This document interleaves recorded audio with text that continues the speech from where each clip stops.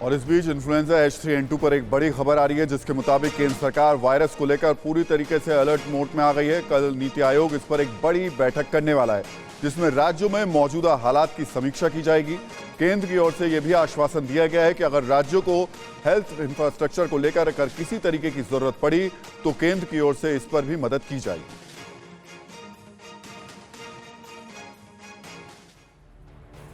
तो सरकार भी इन्फ्लुएंजा ए वायरस के खतरे को समझ रही है, इसलिए खांसी और बुखार के लिए जिम्मेदार इस वायरस को कोविड जैसा कहा जा रहा है, उसकी वजह भी समझिए।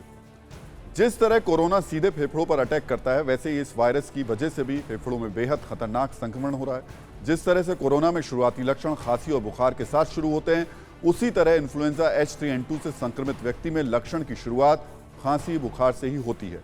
जैसे कोरोना एक शख्स से दूसरे शख्स में फैलता है, उसी तरह इन्फ्लुएंजा ए नाम का ये वायरस भी एक दूसरे के संपर्क में आने से तेजी से फैल जा रहा है।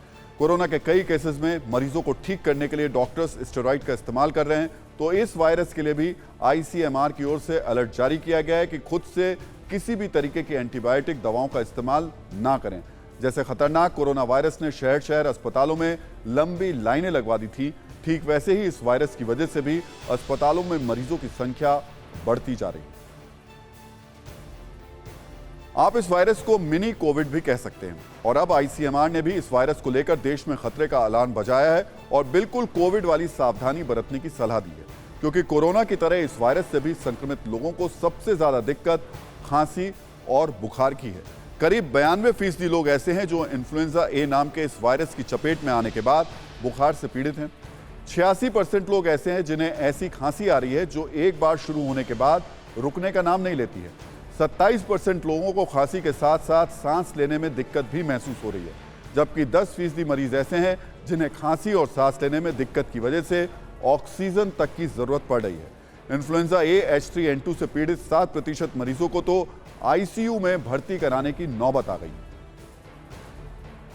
तो दिल्ली के अस्पतालों में इस वायरल इन्फेक्शन के मरीज 30% तक बढ़ गए हैं। ये वायरस कितना खतरनाक है और इससे आप कैसे बचेंगे, इस पर हमने आपको सावधान करने वाली एक रील तैयार की। इस रील को आपको दिखाएंगे, लेकिन इस वायरस के खतरे से डरने की जरूरत क्यों है ये हम आपको बता देते हैं। इसको डरिए, लेकिन इससे लड़िए भी साथ में, जैसे लड़ाई कोरोना से लड़ी गई थी, और ये सब मुमकिन होगा सावधानी से। ICMR ने अपनी गाइडलाइंस में जो कुछ बताया है उसे थोड़ा गौर से सुनिए।